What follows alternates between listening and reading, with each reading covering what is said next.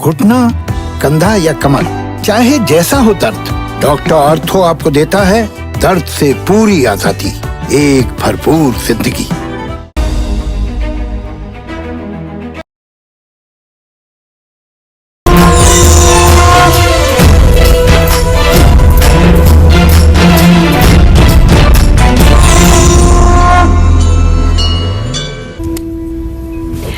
नमस्कार, आप देख रहे हैं कालचक्र और मैं हूं श्रद्धा और मेरे साथ हैं प्रश्न कुंडली विशेषज्ञ पंडित सुरेश पांडे जी। पंडित जी, आपका बहुत बहुत स्वागत है। धन्यवाद।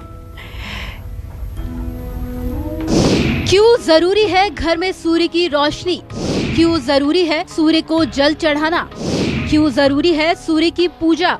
जानिए सूर्य उपासना का पौराणिक, ज्योतिषीय और वैज्ञानिक महत्व सिर्फ कालचक्र में। जी हाँ, क्या आपको पता है कि सूर्य की उपासना आखिर क्यों जरूरी है? क्यों जल चढ़ाना सूर्य को जरूरी माना जाता है?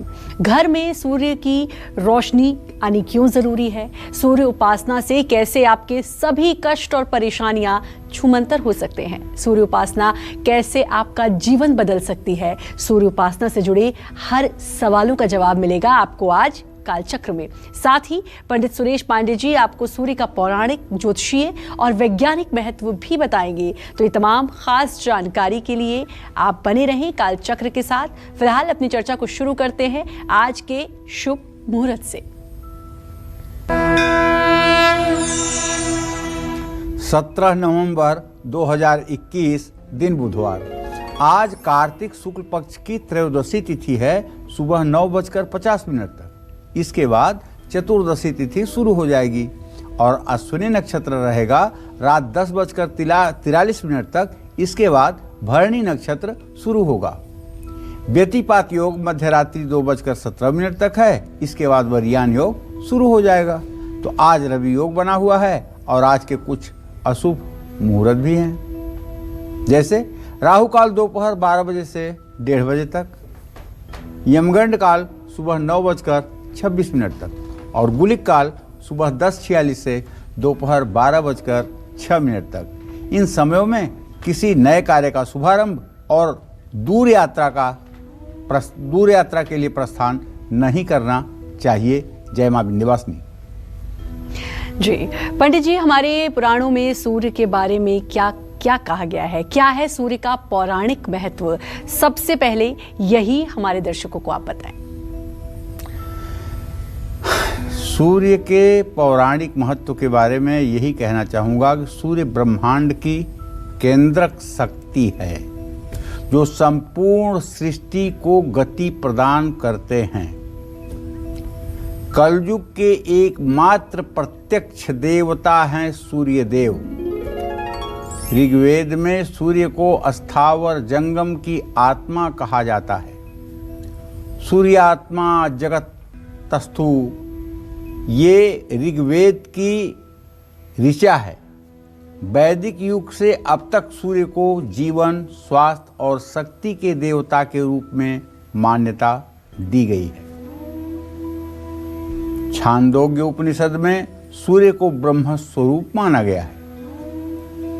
तैत्तिरीय आरण्यक सूर्य पुराण में, भागवत में उदय और अस्तगामी सूर्य की उपासना को कल्याणकारी बताया गया है। प्रश्नोपनिषद में प्रातःकालीन सूर्य की किरणों को अमृत वर्षा करने वाली माना जाता है, जिससे संपूर्ण विश्व का सृजन होता है।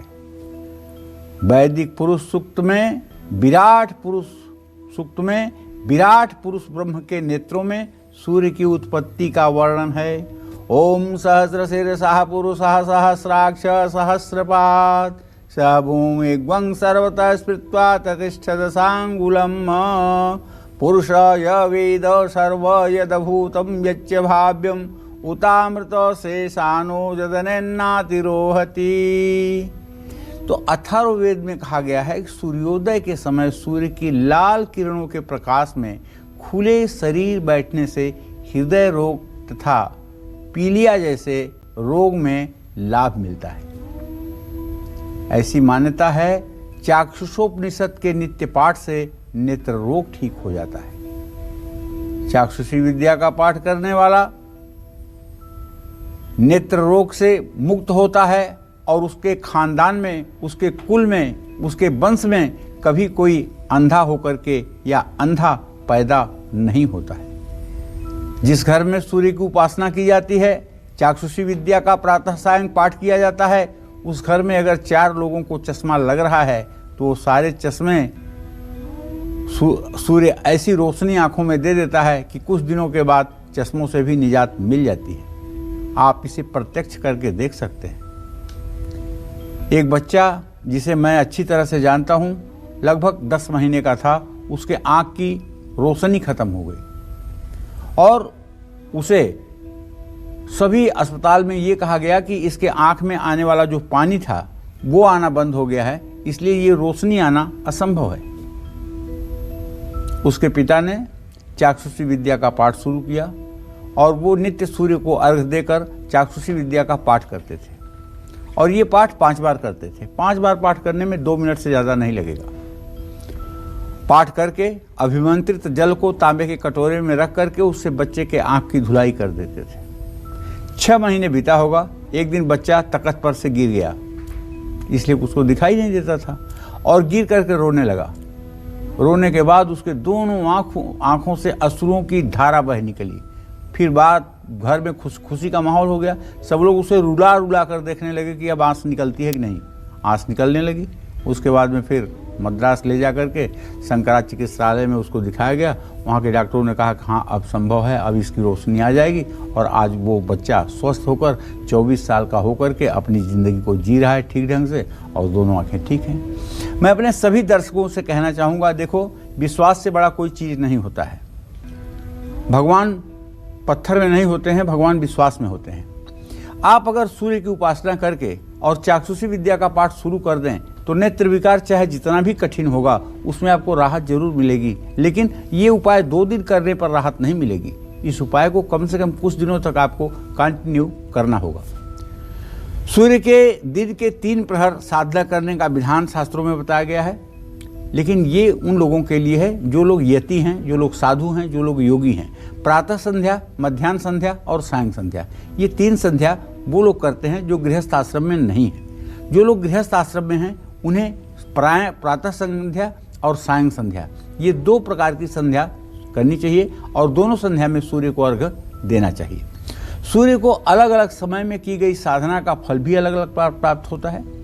सूर्य की सूर्योदय के समय की गई आराधना से आरोग्य की प्राप्ति होती है। दोपहर के समय की गई साधना से मान सम्मान प्रतिष्ठा की प्राप्ति होती है। शाम के समय की गई पूजा से कुछ विशेष मनोकामना की पूर्ति होती है। तो इस तरह से सूर्य को ज्योतिष शास्त्र में महर्षि पाराशर ने आत्मा का कारक ग्रह कहा है। आत्मा वै दिन कृते अत्रः बुधो बालत्व धीमतः, ये आत्मा का कारक ग्रह है और आत्मा ही परमात्मा का साक्षात्कार करती है, तो इसलिए इससे बड़ा कुछ हो ही नहीं सकता है। तो ध्यान से आज का कार्यक्रम जरूर देखिएगा, क्योंकि ये सूर्य देवता हमारी जिंदगी को बदल सकते हैं, इसमें कोई संशय नहीं है। जय मां विंध्यवासिनी। बिल्कुल, तो चलिए अब लग्न के अनुसार अपनी चर्चा को शुरू करते हुए सबसे पहले बात करते हैं मेष और वृषभ लग्न की। पंडित जी, जिन लोगों का लग्न मेष और वृषभ है उनको कैसे सूर्य की उपासना करनी चाहिए? देखिए, अब पहली बात तो ये समझ लीजिए आपको कि हम लग्न पर बात करने जा रहे हैं। 12 जो राशियां हैं, यही 12 राशियां जब 24 घंटे में भोग करती हैं तो ये लग्न बन जाती हैं।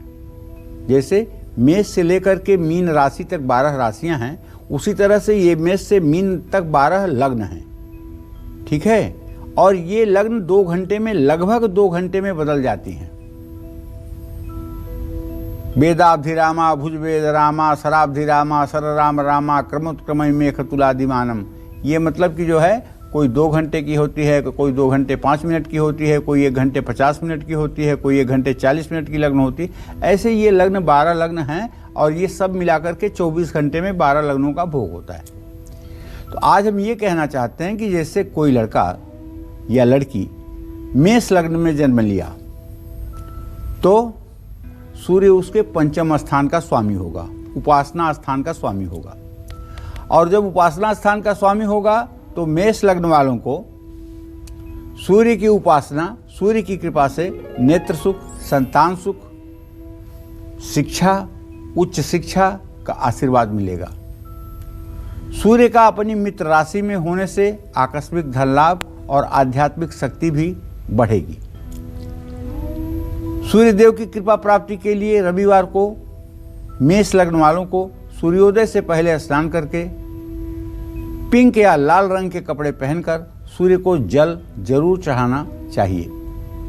3 बार आदित्य हृदय स्तोत्र का पाठ करना चाहिए। सूर्य यंत्र का पूजन करने से भी लाभ मिलता है।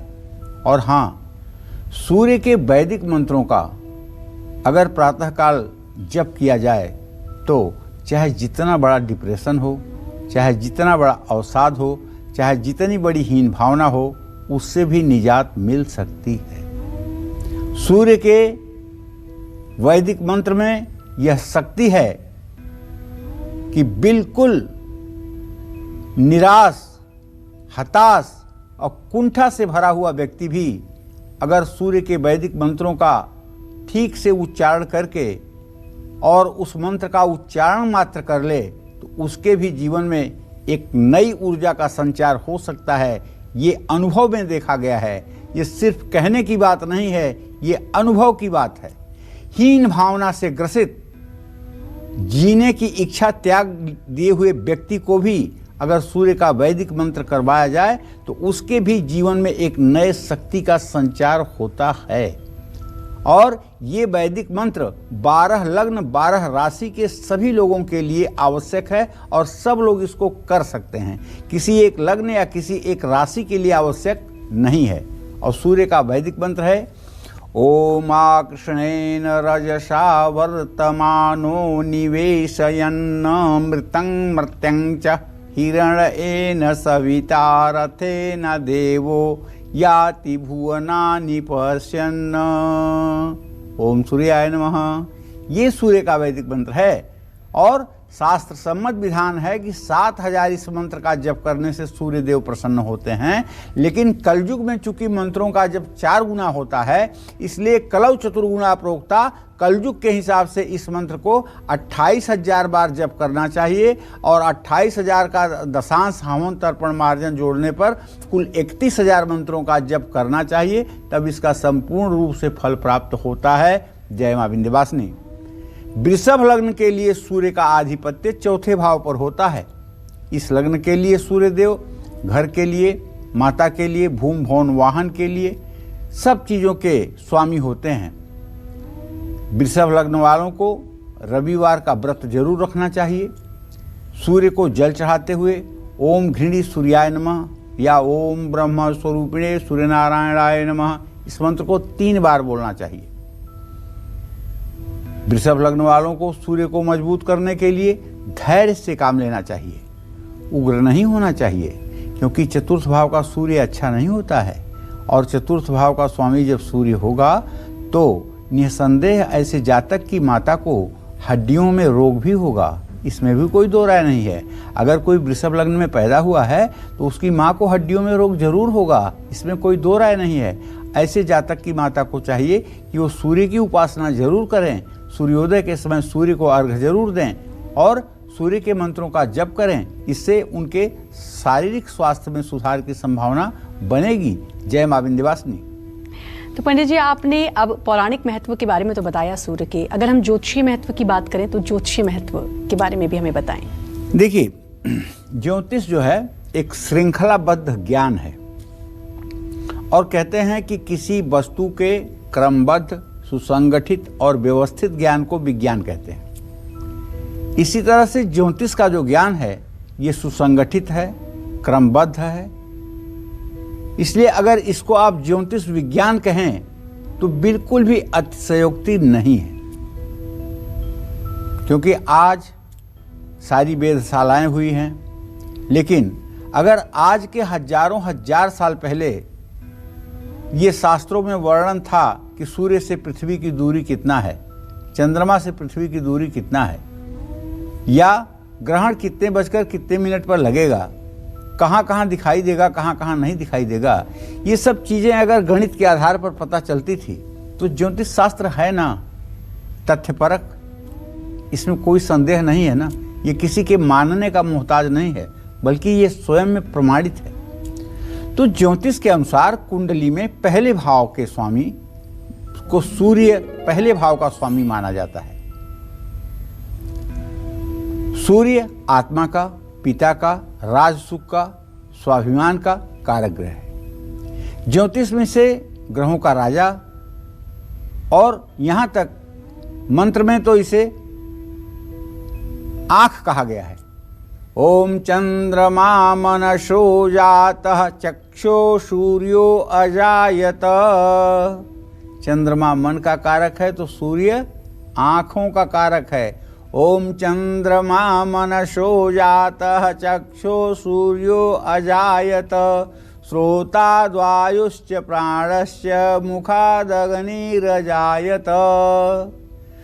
तो मानव शरीर में ये नेत्र और आत्मा का कारक माना गया है।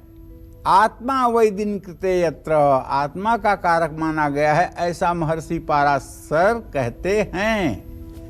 सौर मंडल में सूर्य को निडर और निर्भीक ग्रह माना गया है। इस आधार पर सूर्य को अर्घ देने वाले व्यक्ति को भी ये विशेष गुण मिलते हैं। इसीलिए सनातन धर्म में प्रत्येक व्यक्ति को सूर्य की आराधना करने का निर्देश किया गया है।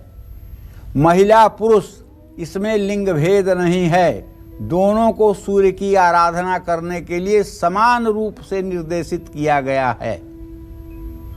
और ज्यों बच्चे का जनेऊ संस्कार हो जाता है त्यों वह प्रातः संध्या और सायं संध्या का अधिकारी बन जाता है, और प्रातः सायं सूर्य को अर्घ देकर गायत्री मंत्र के जप का वो अधिकारी बन जाता है। अगर किसी व्यक्ति की कुंडली में सूर्य की स्थिति मजबूत है, हर दिन ऐसे व्यक्ति को सूर्य को अर्घ देने से आपके जन्म कुंडली में जो सूर्य का प्रभाव है वो इतना उत्तम हो जाएगा कि आपके आत्मविश्वास के सामने पूरी दुनिया नतमस्तक होगी। हाँ, अगर शनि की बुरी दृष्टि हो तो उसका प्रभाव कम हो जाता है। एक बात यही है कि सूर्य देव के पुत्र शनि देव हैं। शनि की दृष्टि जब सूर्य पर हो जाती है तब सूर्य थोड़ा पीड़ित हो जाता है। इसीलिए कहते हैं अर्केण मंदः, मतलब सूर्य को कौन पीड़ित करता है? मंद। कौन? शनि। शनि पीड़ित करता है। जो व्यक्ति विशेष रूप से रोजाना ऐसा करता है तो उसके जीवन पर पड़ने वाले शनि के हानिकारक प्रभाव भी कम हो जाते हैं।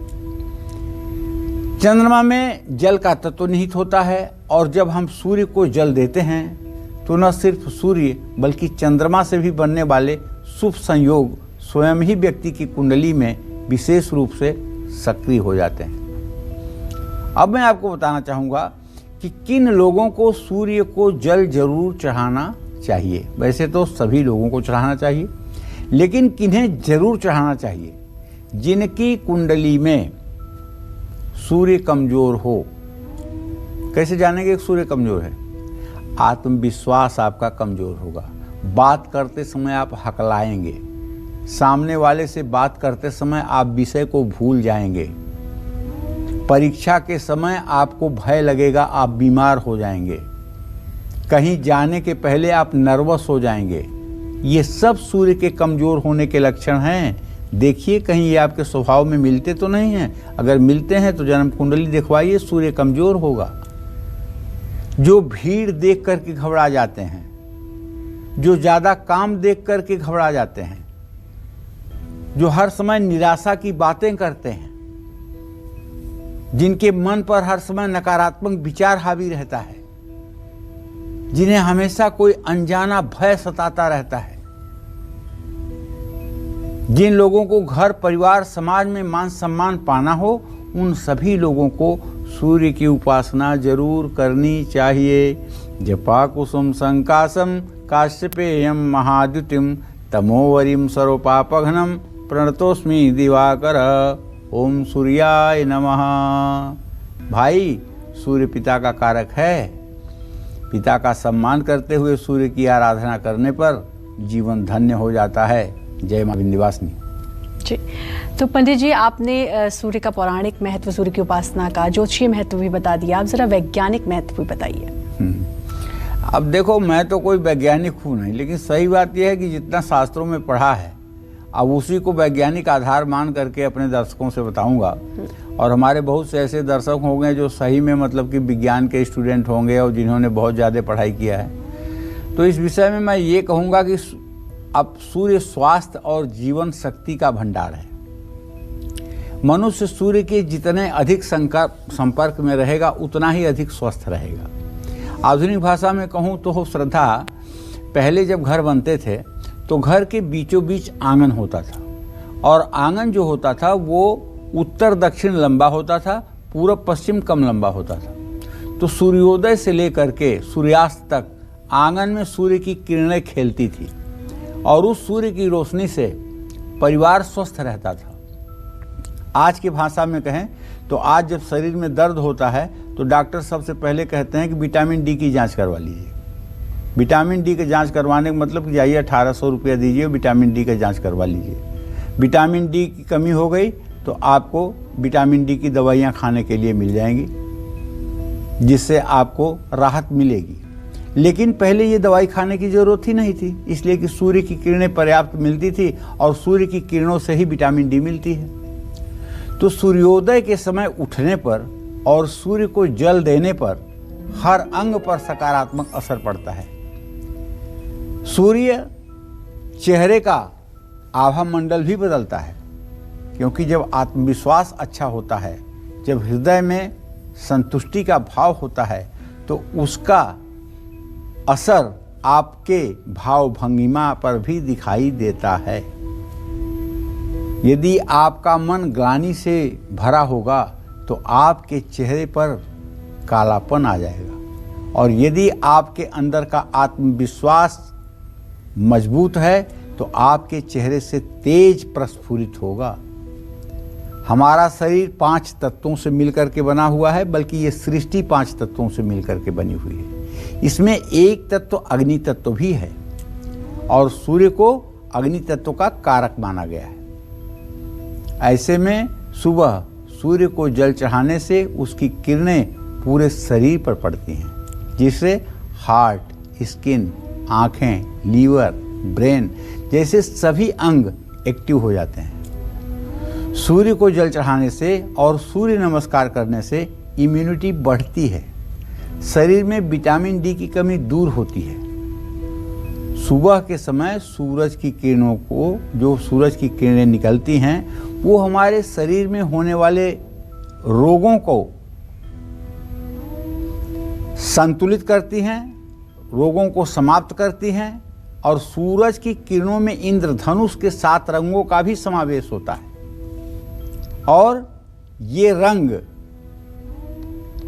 रंग जो है भी हर प्रकार के रोगों को समन करने वाले होते हैं। और विज्ञान पर ये काम करता है कि सुबह के समय सूर्य को जल चढ़ाते समय इन किरणों के प्रभाव से ये रंग संतुलित हो जाते हैं, जिससे शरीर की प्रतिरोधक शक्ति बढ़ जाती है।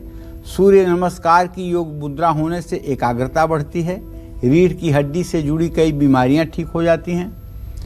सूर्य की उपासना करने से मन और मस्तिष्क को सकारात्मक ऊर्जा मिलती है। सूर्य को हर रोज जल अर्पित करने से एकाग्रता बढ़ती है। सूर्योदय के समय उठने और सूर्यास्त के बाद भोजन करने से, जल्दी सोने से नींद अच्छी आती है, रोग कम होते हैं, दिमाग एक्टिव रहता है। अब एक्टिव शब्द कहने पर मुझे याद आया है, दाहिनी आंख के आपके ऊपर ये एक एक्टिव प्लैनेट है, और इसका स्वामी ग्रह जो है सूर्य है, और बाईं आंख के ऊपर प्लानर पॉइंट है, योजना चक्र है। यहाँ का देवता जो है चंद्रमा है, लेकिन यहाँ उच्च स्थान बृहस्पति का है। जो व्यक्ति बुद्धिमान होता है और जिसका मन मजबूत होता है वो सबसे अच्छा योजनाकार होता है, लेकिन जिसका सूर्य सिंह राशि में होता है वो व्यक्ति उच्च कोटि का एक्टिव होता है। वो व्यक्ति बिना प्लान के भी किसी काम को पूर्ण करने की क्षमता रखता है। इसी तरह से सभी ग्रहों के स्थान बताए गए हैं। सूर्य का उच्च स्थान जो है वो नाभि है, नाभि पर जठराग्नि रहती है, और सूर्य की मेष राशि में स्थिति व्यक्ति के जठराग्नि को मजबूत करती है और ऐसे व्यक्ति का डाइजेशन, ऐसे व्यक्ति की हाजमा शक्ति बहुत अच्छी होती है। ऐसा व्यक्ति पेट के रोग से कभी पीड़ित नहीं होता है। तो इसी तरह से ये वैज्ञानिक महत्व जो मुझे ज्ञान था मैंने बताया है, लेकिन सच बात यह है कि सूर्य हमारे प्राणवायु की तरह है। सूर्य को मेरे कहने में अगर कहीं कमी हो रही हो तो उसको आप ठीक से अपने मन से समझ लीजिएगा। सूर्य के बिना जग अंधेरे में है, जग संसार अंधेरे में है और जग सूना है, ये बात आप समझ लीजिएगा।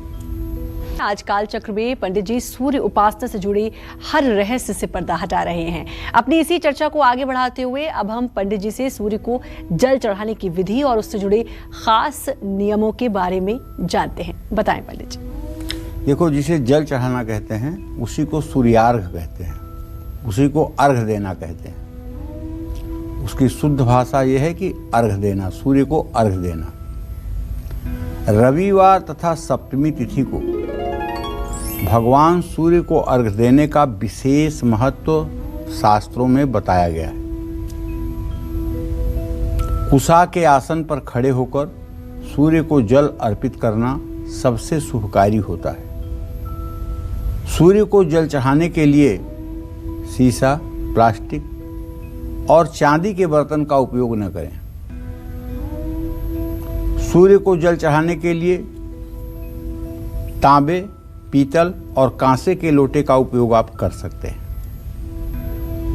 तांबे के बर्तन में भूल करके भी आप चीनी, गुड़ या शहद नहीं डालेंगे, ध्यान रखिएगा। तांबे के बर्तन में कभी भी सूर्य को अर्घ दे रहे हैं तो उसमें चीनी, गुड़, मिश्री या शहद नहीं डालेंगे। उसमें आप जल के साथ लाल फूल, दुर्वांकुर, अक्षत, हल्दी, रोली ये सब चीज़ें आप डाल सकते हैं, लेकिन गुड़, चीनी, मिश्री और शहद ये ना डालें, क्योंकि तांबे के संपर्क से ये मीठी वस्तुएं मदिरा का काम करती हैं, इसलिए वो जल दूषित हो जाएगा। दोनों हाथों को हृदय के पास लाकर सूर्य को जल देते हुए ये ध्यान रखें कि उसमें सूर्य की किरणों की धार जरूर दिखाई दे। किसी दिन सूर्य नजर ना आए तो भी पूर्व दिशा की ओर, ईशान कोण की ओर मुंह करके जल चढ़ाएं। कुछ लोग कहते हैं पंडित जी हम तो मतलब कि ऐसे बिल्डिंग में रहते हैं जहाँ चारों तरफ से सूरज की रोशनी ही नहीं आती है, तो हम कैसे जल दें? तो मैं आपसे कहना चाहता हूँ, आप अपने मोबाइल में कंपास लगाइए और देखिए कि आपके घर का नॉर्थ ईस्ट का डायरेक्शन कौन सा है। जो नॉर्थ ईस्ट का आपके घर का डायरेक्शन है, पूर्व उत्तर के कोने का डायरेक्शन है, सूर्योदय के समय ठीक उसी दिशा में आप खड़े होकर के सूर्य को जल दें। और एक बात और ध्यान रखिए, जल देते समय इस बात का ध्यान रखिए कि वो पानी आपके पैरों के नीचे से ना बहे, लेकिन अगर उसका छींटा पड़ रहा है तो ये कोई दोष नहीं है, क्योंकि जल तो आप सूर्य को दे रहे हैं, पृथ्वी को तो दे नहीं रहे हैं। तो ज्यों आपके लोटे से जल निकलेगा वो सूर्य को मिल जाएगा। पृथ्वी का स्पर्श होने के बाद अगर जल आप तक पहुंच भी गया तो इसका दोष आपको नहीं लगेगा। हाँ, आपके आसन पर सूर्य का जल अगर आता है तो कोई बुराई नहीं। सूर्य की उपासना हर दिन तो करनी ही चाहिए, लेकिन कब सूर्य उपासना करने से आपको सबसे ज़्यादा लाभ मिलेगा ये भी मैं वैसे बताना चाहूँगा। लेकिन सचमुच में सनातन धर्म में 365 दिन सूर्य की उपासना को आवश्यक बताया गया है। सूर्य की उपासना को 365 दिन अर्थात वर्ष के हर दिन सूर्य उपासना अत्यावश्यक बताई गई है। जिस तरह से स्नान करना और भोजन करना आवश्यक है, उसी तरह से सूर्य उपासना भी आवश्यक है। सूर्य की पूजा उपासना अगर सूर्य के नक्षत्र उत्तरा, फाल्गुनी, उत्तराषाढ़ा और कृतिका में की जाए तो बहुत लाभ मिलता है। सूर्य के इन नक्षत्रों में ही सूर्य के लिए दान पुण्य करना चाहिए। संक्रांति का दिन सूर्य साधना के लिए सर्वोत्तम माना जाता है। इसीलिए जब सूर्य मकर की संक्रांति में होता है, दक्षिणायन से उत्तरायण की तरफ जाता है, 14 जनवरी को लगभग ये समय आता है, उस समय पवित्र तीर्थ में स्नान करके जो लोग सूर्य को अर्घ देकर गायत्री मंत्र का जप करते हैं, वो लोग अपने जन्म जन्मांतर के पापों को समाप्त कर देते हैं और उनके सौभाग्य का उदय होता है। इसमें संशय नहीं है। जय मां विंध्यवासिनी। जी पंडित जी, और अब बात करते हैं मिथुन और कर्क लग्न वालों की कि उनको सूर्य की उपासना कैसे करनी चाहिए, बताएं। चलिए, तो मिथुन लग्न वालों को बताऊं कि यदि आपका जन्म मिथुन लग्न में हुआ है तो सूर्य का आधिपत्य आपके जन्म कुंडली के तृतीय भाव पर, भाई बहन के भाव पर होगा। सूर्यदेव अपना पूर्ण नियंत्रण तृतीय भाव पर रखते हैं। मिथुन लग्न वालों को हर रोज सूर्य को अर्घ जरूर देना चाहिए और आदित्य हृदय स्तोत्र का पाठ भी करना चाहिए। अगर आपका मिथुन लग्न है तो सूर्य की महादशा, सूर्य की अंतर्दशा आपके लिए हर समय उत्तम होगी। आप कहेंगे कैसे, तो ये जान लीजिए। अगर आपका मिथुन लग्न है तो आपके तृतीय भाव का स्वामी सूर्य होगा और तीसरे, छठवें, 11वें स्थान का स्वामी अगर सूर्य हो और उसकी महादशा चले तो व्यक्ति को हर प्रकार के राज सुख मिलते हैं, इसमें कोई संशय नहीं है।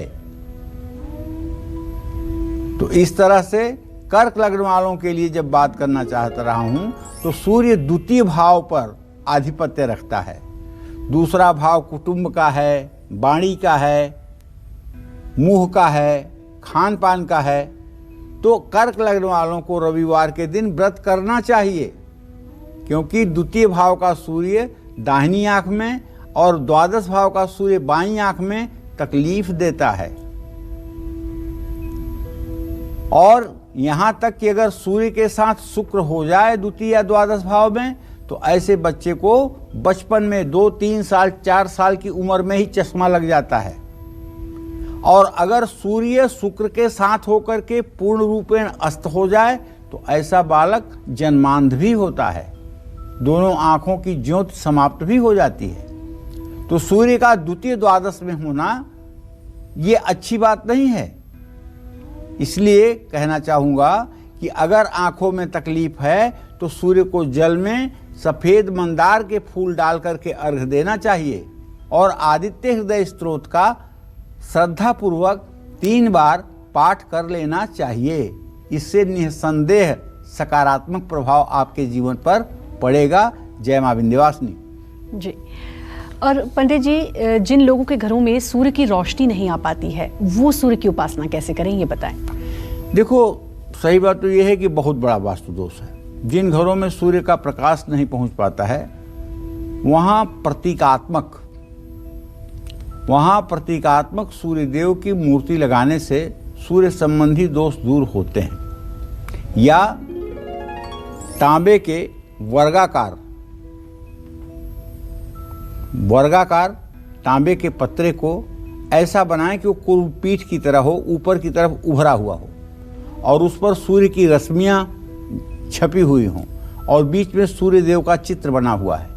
इसे अगर पूरब की दीवार पर 7 फीट की ऊंचाई पर पूजा स्थान में लगाया जाए तो सूर्य की रोशनी जब घर में नहीं पड़ रही है तो उसका दोष भी इससे कम होता है। घर की उत्तर दिशा में सूर्य देव की मूर्ति या चित्र लगाने से घर में संपन्नता आती है। बच्चों के स्टडी रूम में सूर्य देव की मूर्ति या चित्र लगाने से बच्चे एकाग्र होकर पढ़ाई करते हैं। घर के ड्राइंग रूम में सूर्य देव का मूर्ति या चित्र लगाने से परिवार के सभी सदस्य स्वस्थ रहते हैं। इसी तरह से रसोई में तांबे की सूर्य प्रतिमा लगाने से अन्न धन की कमी नहीं रहती है। दुकान या ऑफिस में सूर्य प्रतिमा या सूर्य यंत्र लगाने से कारोबार में कभी नुकसान नहीं होता है।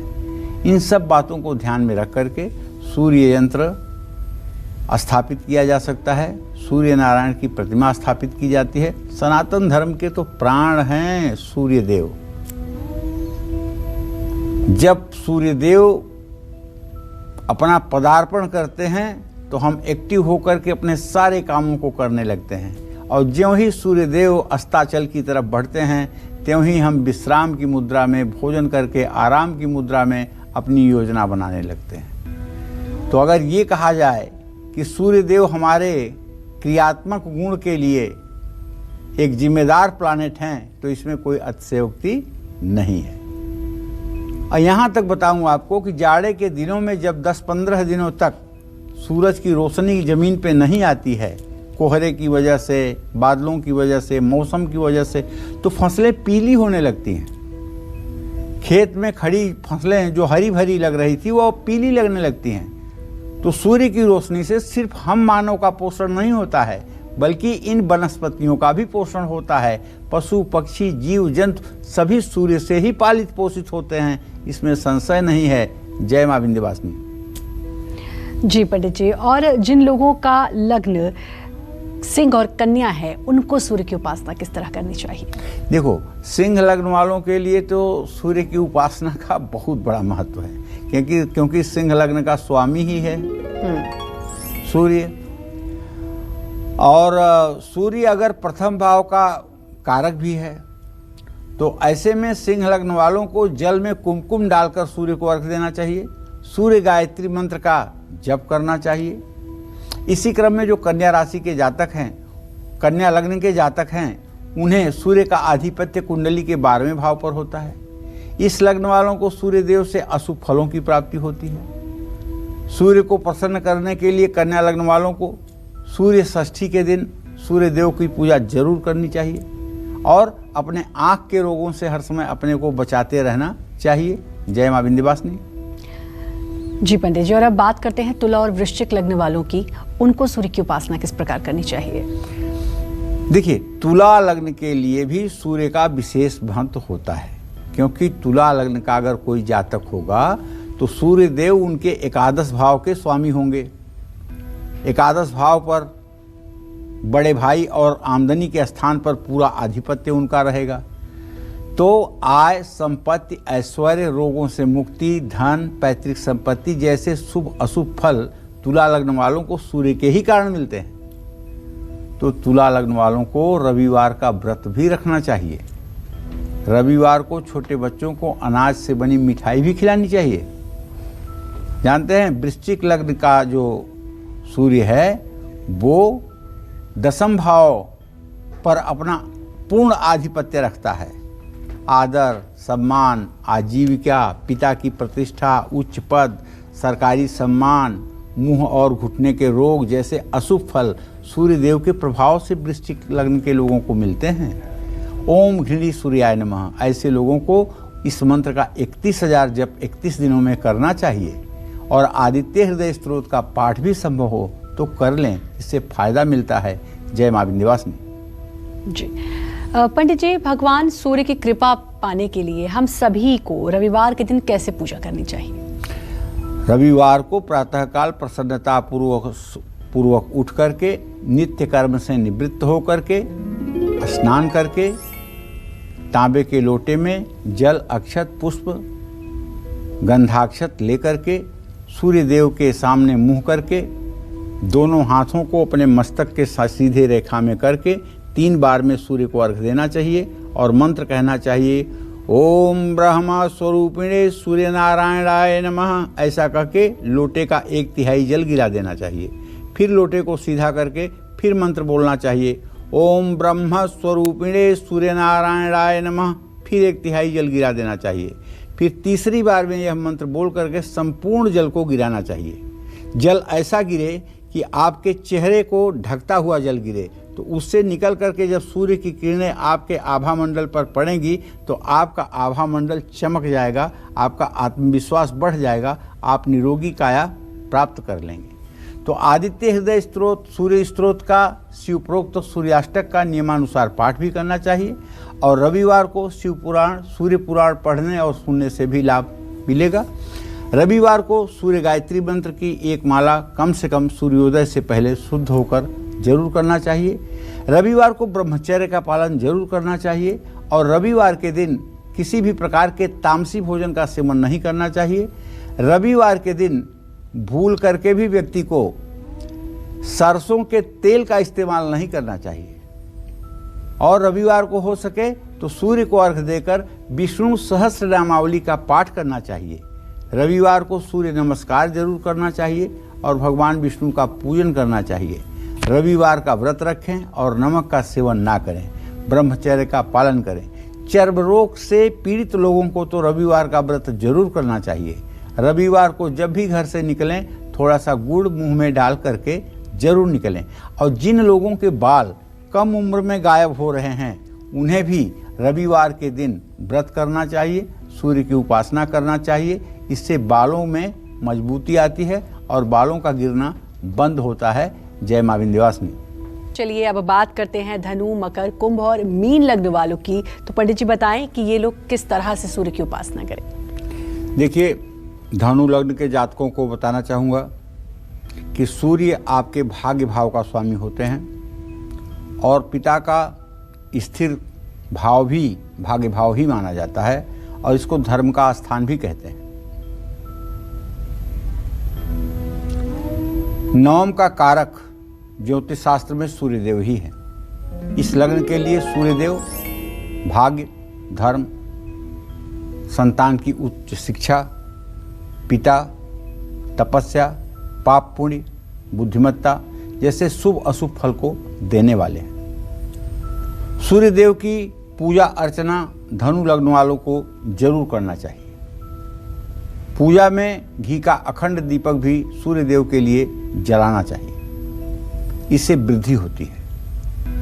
रविवार को किसी योग्य ब्राह्मण को लाल वस्त्र और जरूरतमंद व्यक्ति को गेहूं दान करने से भी लाभ मिलता है। मकर लग्न वालों के लिए अगर बात करूं तो सूर्य का आधिपत्य आपके जन्म कुंडली के मृत्यु भाव पर रहता है। इस लग्न के लिए सूर्यदेव से आयु, मृत्यु का कारण, रोग, संकट और गुप्त रोगों से शुभ या अशुभ फल क्या मिलेगा, इसका मार्गदर्शन प्राप्त होता है। मकर लग्न वालों को सूर्य गायत्री मंत्र का जप सूर्य को जल अर्पित करते समय जरूर करना चाहिए।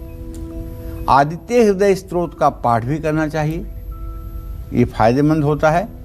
लेकिन एक बात ध्यान रखिएगा, सूर्य और चंद्रमा कभी मारक नहीं होते हैं, इसलिए सूर्य मृत्यु भाव का स्वामी होते हुए भी मृत्यु नहीं देता है। इस बात का भी ध्यान देना आवश्यक होगा।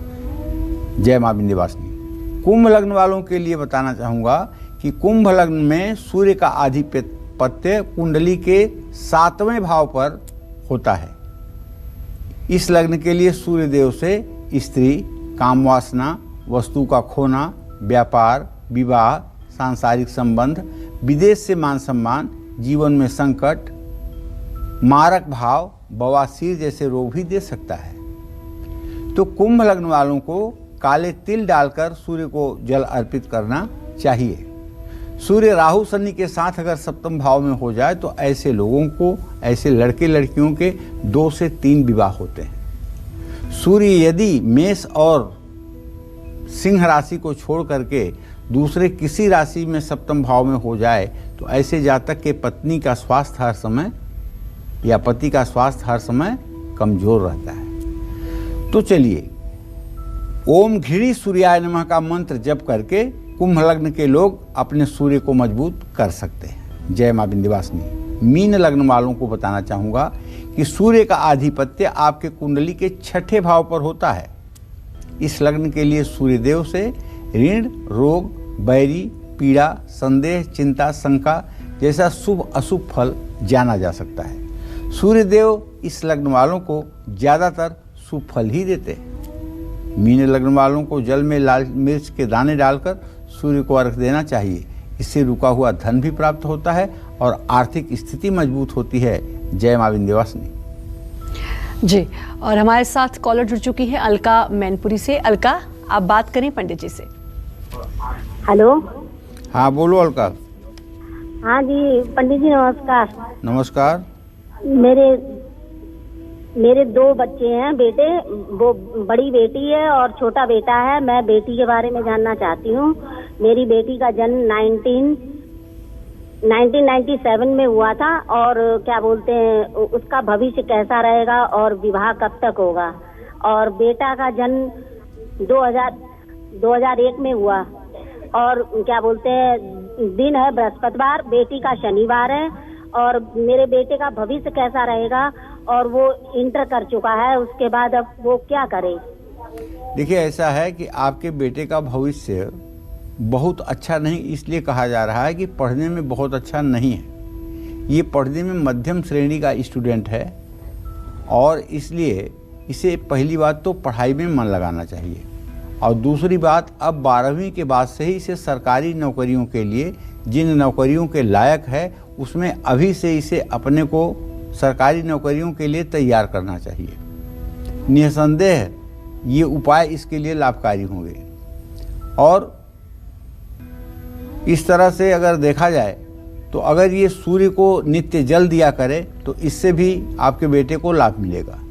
बेटी का भविष्य ठीक है, लेकिन बेटी का भाग्योदय 24वें वर्ष में होगा। अभी वो 19 साल की हो रही है, अभी 5 साल के बाद ही उसका भाग्योदय हो पाएगा और 24वें साल में ही विवाह का योग बनेगा। जय मां विंध्यवासिनी जी।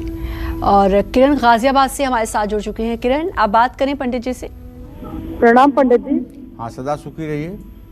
पंडित जी, मेरा नाम किरण है। पंडित जी, मेरे को स्किन की प्रॉब्लम है। मैंने बहुत डॉक्टर बदल लिए। मेरे शरीर में खुजली की शिकायत रहती है और मैं ठीक नहीं हो पाती। मैंने कितने डॉक्टर बदल लिए। तो पंडित जी, एक उपाय इसका ये बताओ मुझे। और दूसरा, मेरा बेटा है, वो 17 मई 2011 में हुआ है, 10:04 पे, मंगलवार वाले दिन हुआ है, बुद्ध पूर्णिमा को।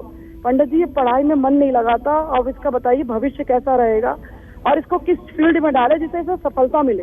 बस कर दीजिए। चलिए, देखिए, पहले प्रश्न का आपके उत्तर मैं ये देता हूँ कि चाहे आप दुनिया के जितने डॉक्टरों से मिल चुकी हैं, चाहे जितना आपने इलाज कर लिया है, लेकिन एक इलाज आप मेरा करिएगा।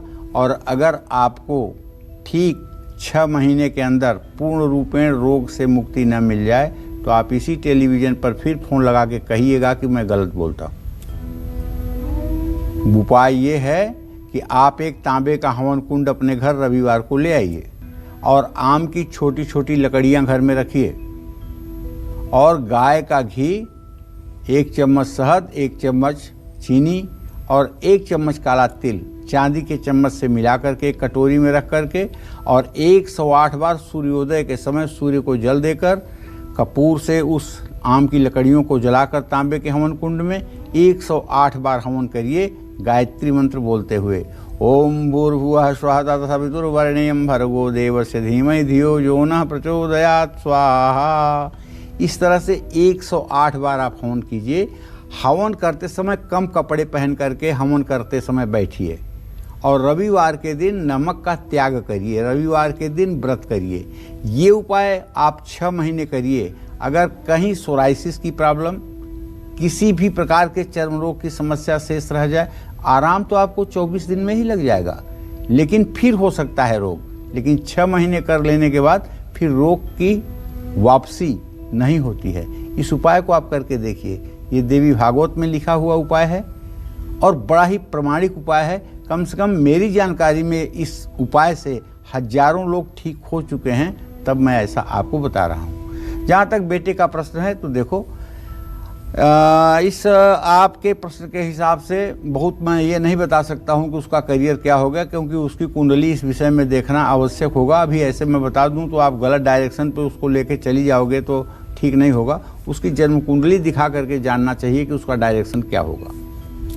चलिए अपने स्पेशल सेगमेंट की शुरुआत करते हैं। पंडित जी, जैसा कि हम सब जानते हैं कि रविवार का दिन सूर्य का होता है, सूर्य की उपासना का होता है। इस दिन हमें किन बात का ख्याल रखना चाहिए? खासतौर पर खाने की बात करें तो क्या खाना चाहिए और किस चीज़ से परहेज करना चाहिए? देखिए, ऐसा है कि रविवार को गुड़ और गेहूं से बना रोट भगवान विष्णु पर चढ़ा करके किसी योग्य ब्राह्मण या भूखे व्यक्ति को देकर खुद भी उसका प्रसाद रूप खाने से सौभाग्य की प्राप्ति होती है। रविवार को सुबह भगवान सूर्य को अर्घ्य देकर गुड़ का सेवन करने से भाग्य में वृद्धि होती है। रविवार को बेसन से बने लड्डू या बर्फी लाकर सूर्य देव को भोग लगाकर सभी पारिवारिक सदस्यों को खिलाना चाहिए। रविवार को गुड़ की खीर बनाकर खुद भी खाएं और दूसरों को भी खिलाएं। गुड़ की खीर बनाना संभव ना हो तो गुड़ खाएं और खिलाएं भी। गुड़ की रोटी बनाकर खाएं, बैल या सांड को गुड़ और गेहूं खिलाएं। रविवार को राजमा के सेवन से रक्त संचार बेहतर होता है। रविवार को चुकंदर के सेवन से शरीर में जीवनप्रद ऊर्जा का संचार होता है। और इसी तरह से शनिवार की रात को सोने से पहले तांबे के बर्तन में पानी भरकर रख दें और रविवार को सुबह उठते ही इस पानी को पिएं। इससे आपके तन मन पर सूर्य का प्रभाव सकारात्मक पड़ेगा। और बहुत से रोगों से निजात मिलेगी। रविवार को नमक का सेवन नहीं करना चाहिए। रविवार को ब्रह्मचर्य का पालन करना चाहिए। रविवार को सरसों के तेल का सेवन नहीं करना चाहिए। सूर्यास्त से पहले नमक का सेवन बिल्कुल न करें। रविवार को मसूर की दाल ना खाएं। जिन लोगों की कुंडली में सूर्य की दशा चल रही है उनको रविवार को मांसाहार का सेवन नहीं करना चाहिए। रविवार को लहसुन और प्याज का सेवन नहीं करना चाहिए। कांसे के बर्तन का इस्तेमाल भी नहीं करना चाहिए। इन सब चीज़ों का ध्यान रखना चाहिए। जय मां विंध्यवासिनी। जी पंडित जी, इतनी अहम जानकारी के लिए, खास जानकारी के लिए आपका बहुत बहुत धन्यवाद। और उम्मीद करते हैं आपको आज का हमारा ये विषय बहुत पसंद आया होगा। कल फिर एक नए विषय और आपकी परेशानियों को दूर करने के लिए ढेरों उपाय लेकर आएंगे हम पंडित सुरेश पांडे जी के साथ। तब तक कालचक्र की पूरी टीम को दीजिए इजाजत। देश दुनिया की खबरों के लिए देखते रहिए न्यूज़ 24। नमस्कार। खास जड़ी बूटियों से बना पेट सफा आयुर्वेदिक चूर्ण आज ही ले आएं। पेट सफा पहली रात से ही असर दिखाता है और इसकी आदत भी नहीं पड़ती। पेट सफा, हर रोग दफा।